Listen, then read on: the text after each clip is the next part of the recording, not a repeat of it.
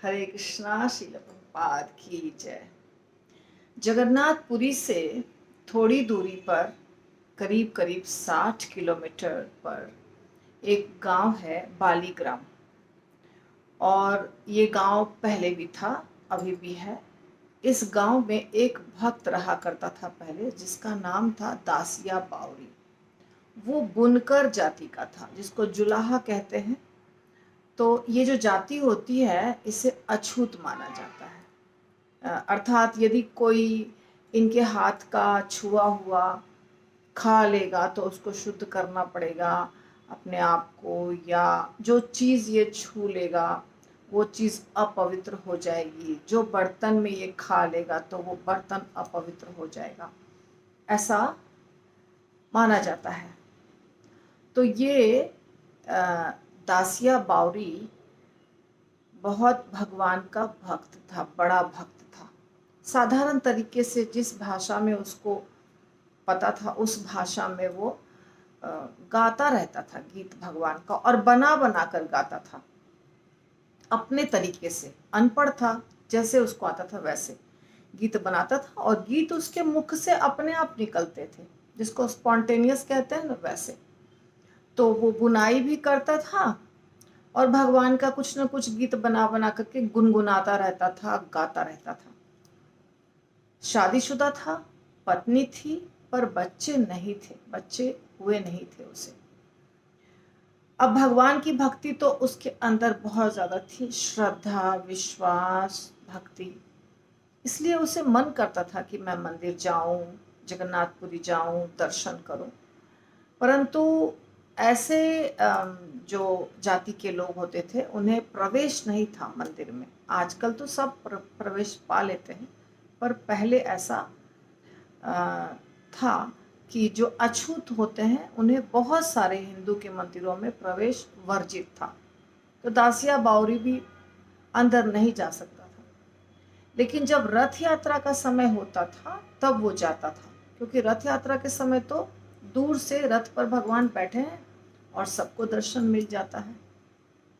तो एक बार ये गया भगवान का दर्शन करने के लिए, और साथ बहुत सारे भक्त थे जो ऊंची जाति के भी थे, हर जाति के थे। और ये अपना भजन गाता गया, जो खुद बनाता था वो गाता गया। सब लोगों का बहुत अच्छा मनोरंजन, उत्साह, भक्ति, श्रद्धा, ये बहुत जागृत हुआ, क्योंकि ये पूरे समय यात्रा में गाता गया। पर जब जगन्नाथपुरी पहुंचा तो थोड़ी दूर पे खड़ा हो गया, क्योंकि रथ के नजदीक नहीं जा सकता था। इसको पता थी कथा कि कैसे भगवान प्रकट हुए हैं, कैसे भगवान एक शबर जाति के व्यक्ति के द्वारा प्रकट हुए, या उनको दर्शन देते थे जब वो नील माधव के रूप में थे। ये सब कथा उसे पता थी। पर फिर भी अभी का जो समय था वो ऐसा था कि वो रथ खींच नहीं सकता था, रस्सी को छू नहीं सकता था। तो दूर से ही खड़ा खड़ा जब वो बलराम जी के रथ को देख रहा था, बलराम जी का रथ जा रहा था, तो उसे लग रहा था ऐसे कि बलराम जी उसे खींच रहे हैं। वो तो रथ को नहीं खींच पा रहा है, पर बलराम जी उसे खींच रहे हैं। पर फिर भी वो खड़ा होके वहीं से गाता रहा भजन और दर्शन करता रहा। इसके बाद सुभद्रा मैया का रथ गया, फिर जगन्नाथ भगवान का रथ गया। सब वो दर्शन किया दूर से ही खड़ा होकर के, और अपने हृदय में भगवान को बसा करके अपने गांव के लिए चल पड़ा। तो उसके अंदर ऐसा भाव था कि भगवान इतने सुंदर दिख रहे हैं, भगवान की आंखें इतनी खूबसूरत है, भगवान खुद इतने खूबसूरत हैं, दयालु हैं, कृपालु हैं। क्या कभी हमको आलिंगन करने का मौका नहीं मिलेगा? क्या हम कभी उनको छू नहीं सकेंगे? ऐसा उसके मन में चल रहा था। ऐसा करते करते, गाते गाते वो अपने गांव गया, और उनकी पत्नी ने ये दासिया बावरी के लिए या सबके लिए चावल बनाया था। चावल का माड़ होता है ना, सफ़ेद, जो उसको बॉईल करके निकालते हैं, वो गरीब थे वो लोग। तो वैसा ही बनाया था, सफ़ेद सफ़ेद माड़ था और उसके बीच में एक पालक का पत्ता था। तो वैसा ही कुछ बनाया था उनकी पत्नी ने, जो कि उसको कटोरे में दिया जब, तो दासिया बावरी इतना धुन में मगन थे जगन्नाथ भगवान के कि उसको देखे तो उनको लगा कि ये सफ़ेद सफ़ेद सफ़ेद जो चावल का माड़ है वो भगवान की आँख है, और उसके बीच में काला है जो पालक का पत्ता था वो। तो बोल रहा है दासिया बावरी, क्या दे दिया मुझे खाने के लिए, ये तो भगवान की आँख है, मैं इसको कैसे खा सकता हूँ, ये तो जगन्नाथ भगवान है। तो उनकी पत्नी को लगा ये कैसा मेरा पति पागल हो गया है, क्या कर रहा है, क्या सोच रहा है। तो ये बात ऐसे करके बीत जाती है और वो भगवान के कथा में, लीला में ऐसे हर समय मगन रहते हैं। उनके पिता भी बहुत अच्छे भक्त थे। उनके पिता ने उनको कहा था कि कुछ अछूत वगैरह नहीं होता है, कोई भी व्यक्ति भगवान को छू सकता है, भगवान तो भाव के द्वारा खुश होते हैं, भगवान भावग्राही जनार्दन है, ये सब उसको शिक्षा दी थी उनके पिता ने। तो ऐसा ही सोचते सोचते वो रात को सो रहा था। दासिया बावरी सोने के लिए अपने बिस्तर पर गया और भगवान को कुछ अपने तरीके से गुणगान करके कुछ बता रहा था। भगवान बहुत प्रसन्न हो गए। भगवान ने कहा,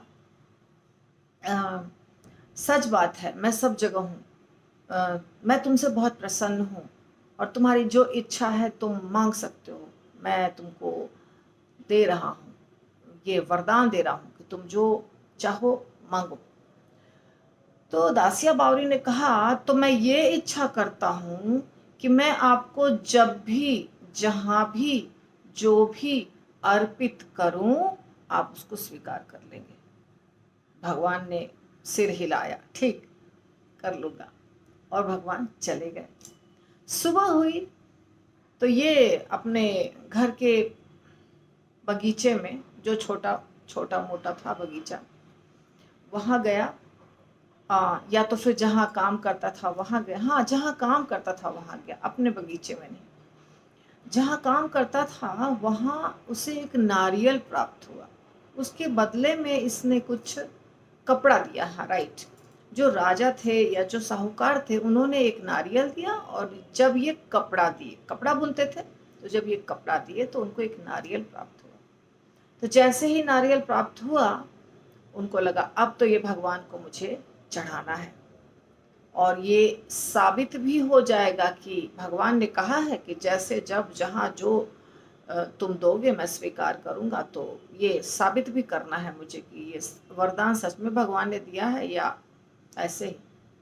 उसी समय उनके गांव से एक ब्राह्मण, जो उस गांव का पुजारी था, उस गांव के मंदिर का, वो जगन्नाथपुरी जा रहा था। दासिया बावरी वहां जाते हैं और बोलते हैं, पुजारी जी, ये है मेरा नारियल, इसको आप ले जाइए, और जगन्नाथपुरी में जाके ऐसे ही जैसे है वैसे ही भगवान को बोलिए दासिया बावरी ने दिया है, और भगवान यदि ले लेते हैं तो अच्छी बात है, नहीं लेते हैं तो इसको वापस लौटा के ले आइएगा। पुजारी ने सोचा ये कितना बड़ा पागल है, ऐसे थोड़ी भगवान ग्रहण करते हैं कोई चीज़, और ये थोड़ी कोई कहता है कि वापस लेके चले आइएगा, पर ठीक है, कोई बात नहीं। तो वो पुजारी जाते हैं जगन्नाथपुरी इसका नारियल लेके। पुजारी अपना रेगुलर जो पूजा पाठ जो करना है, दर्शन करना है, सब करके निकलते हैं। फिर याद आती है कि अरे, दासिया बावरी का नारियल तो चढ़ाया ही नहीं। फिर सोचते हैं कि वो तो भगवान लेंगे नहीं, और मुझे लौटा के ही ले जाना है, पर एक फॉर्मेलिटी के तौर पे, एक औपचारिकता के तौर पे मैं जाके भगवान के सामने बोल देता हूँ ऐसे करके, ताकि मैं जवाब दे सकूं दासिया बावरी का कि आपका नारियल भगवान ने नहीं लिया। बहुत भीड़ थी और गरुड़ स्तंभ के पास तक वो किसी तरह गए पुजारी, और वहाँ थोड़ी सी जगह थी तो वहाँ खड़े हुए, नारियल को लिया, नारियल को हाथ में लेके बोले, जगन्नाथ भगवान, आपको पता है गरुड़ स्तंभ से भगवान सीधा दिखते हैं, जगन्नाथ भगवान, ये दासिया बावरी ने दिया है जो अछूत है, और मैं उस गांव का पुजारी हूँ। उसने कहा है कि आप स्वीकार कर लीजिए, और नहीं स्वीकार करिएगा तो मुझे लेके वापस जाना है। थोड़ी देर के बाद उस पुजारी को ऐसा लगा जैसे उसका हाथ एकदम जम गया है, मतलब वो हिला डुला नहीं सकता, फ्रीज हो गया है। सोचा मेरे हाथ को क्या हो गया, मेरा हाथ इधर उधर हिला नहीं पा रहा हूँ। थोड़ी देर ऐसा जम गया हाथ, उसके बाद उस हाथ से नारियल सरकने लगा। तो अब ये तो कंट्रोल ही नहीं कर सकता था, क्योंकि इसके हाथ से नारियल सरक के जा रहा था। देखा कि हाथ से नारियल चला गया, और उसके बगल बगल में लोग खड़े थे, सबने देखा कि नारियल इसके हाथ से निकल के चला गया। अब सब सोच रहे हैं कि नारियल गया कहाँ, यहाँ गिरा नहीं, नारियल उड़ के चला गया, कहाँ गायब हो गया पता नहीं। तुरंत अंदर जो पुजारी थे जगन्नाथ बलदेव सुभद्रा के सैंक्टम, इनर सैंक्टम, जो अंदर में जो ऑल्टर है, वहां जो पुजारी खड़े थे वो अपना कुछ कर रहे थे वहां। अचानक 2 मिनट के बाद, 4 मिनट के बाद, तुरंत ही देखा उन लोगों ने कि जगन्नाथ भगवान के विग्रह के सामने फटाफट फटाफट नारियल का छिलका गिर रहा है, नारियल के छोटे छोटे टुकड़े गिर रहे हैं। तो बोला ये क्या हो रहा है, ये क्या, कहाँ से ये बर्बादी शुरू हो गई, यहाँ पे अचानक नारियल का टुकड़ा कहाँ से आने लग गया। सब पुजारी वगैरह सब देखते रह गए।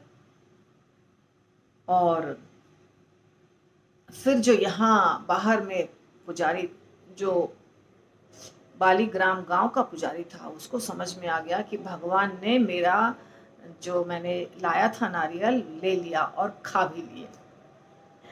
फिर ये जाता है और जाके बता देता है कि तुम्हारा नारियल भगवान ने ले लिया। तो ये घटना घट गई।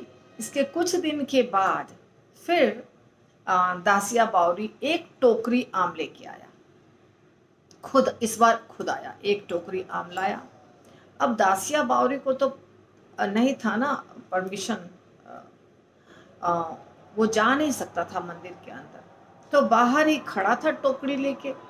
और भगवान के मंदिर के ऊपर एक चक्र है, नील चक्र जिसको कहते हैं, नील चक्र, जो दर्शन कर लेते हैं उसको भगवान के दर्शन के बराबर ही फल मिलता है। तो वही दर्शन हरिदास ठाकुर भी करते थे, वही दर्शन वो सारे लोग करते हैं जिनको अंदर जाना मना है। दासिया बावरी ने नील चक्र का जब दर्शन किया तो दासिया बावरी को नील चक्र में जगन्नाथ भगवान दिखाई दे रहे थे। तो दासिया बावरी ने कहा लीजिए, ये आम की टोकरी आपके लिए है, लेकर आया हूँ, ले लीजिए। अब भगवान ने तो वादा किया था, तुम जब जो जहां दोगे मैं ले लूंगा। पूरी टोकरी गायब हो गई सामने में, देखते देखते आम खत्म, खाली टोकरी बची है, या तो फिर टोकरी भी गई। तो अब क्या हुआ, यहां से चली गई टोकरी, यहां से टोकरी गायब हो गई, और अंदर जो भक्त थे पुजारी गण वो देख रहे हैं, लोग बाहर भी देख रहे हैं कि टोकरी गायब हुई, ऐसा नहीं कि अकेले में कुछ हो रहा था। उसी समय अंदर जो भक्त गए वहां एक अलग लीला चालू हो गई। क्या लीला चालू हो गई, अंदर पुजारी देख रहा है कि भगवान जगन्नाथ के सामने आम की गुठली, आम के छिलके सब गिर रहे हैं, और भगवान के मुख के पास से आम का रस टपक रहा है। तो भगवान पूरी टोकरी आम ले लिए और खा भी लिए, और सब देख रहे हैं कि ये लीला चल रही है। तब दासिया बावरी के बारे में सबको पता चल गया कि ये बहुत महान भक्त है। सब पूरे जगन्नाथपुरी के पंडों को सबको पता चल गया, राजा तक भी बात चली गई। इस प्रकार दासिया बावरी उस समय से लेके हमेशा ऐसे ही भगवान को कुछ चढ़ाते थे, भगवान का गीत गाते थे, और पूरा जीवन पर्यंत वो लीला भगवान की और उनकी चलती रही। क्योंकि भगवान और भगवान के भक्त दूर नहीं हो सकते हैं एक दूसरे से, ऐसा भगवान ने स्वयं कहा।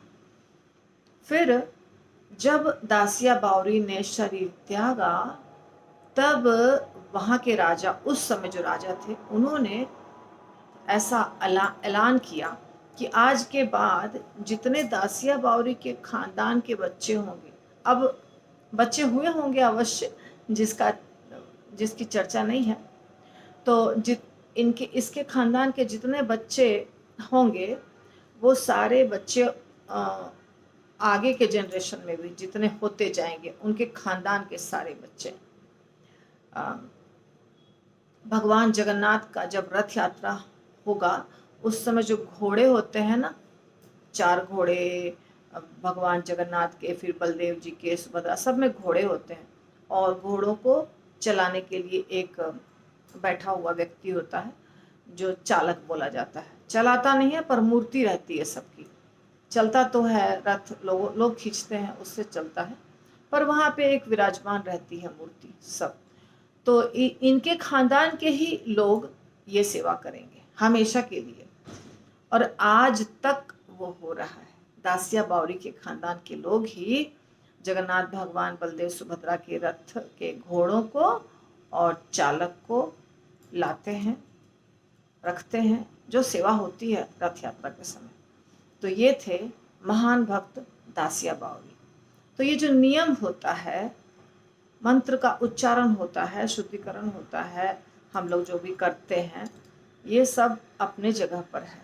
और यदि भगवान ने किसी को कह दिया कि तुम जो भी जहाँ भी हमको दोगे हम स्वीकार कर लेंगे, तो उनके लिए कोई नियम लागू नहीं होता है। भगवान ने कहा है कि पत्रम पुष्पम फलम तोयम यो मे भक्तया प्रयच्छति तदहम भक्ति उपरितम अश्नामि प्रयतात्मना। श्रद्धा से, प्रेम से जो व्यक्ति मुझे एक फूल भी चढ़ा देगा, एक फल भी चढ़ा देगा, एक तुलसी का पत्ता भी चढ़ा देगा, या कोई भी पत्ता, ऐसा तुलसी का ही नहीं बोला गया, पत्रम, कोई भी पत्ता। गजेंद्र क्या किया था, एक कमल का फूल चढ़ाया या जल भी चढ़ा देगा, तो यदि श्रद्धा भक्ति है तो मैं उसे स्वीकार करूंगा।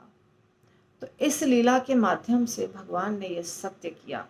दूसरी बात ये भी सत्य हुई कि कोई जाति, कोई धर्म, कोई संप्रदाय का व्यक्ति यदि भाव से भगवान को भजता है, भगवान को कुछ अर्पित करता है, तो भगवान उसको स्वीकार करते हैं। भगवान किसी जाति या किसी धर्म के नहीं हैं, भगवान सबके हैं, जानवरों के भी हैं, मनुष्यों के भी हैं, हर प्राणी के लिए भगवान है।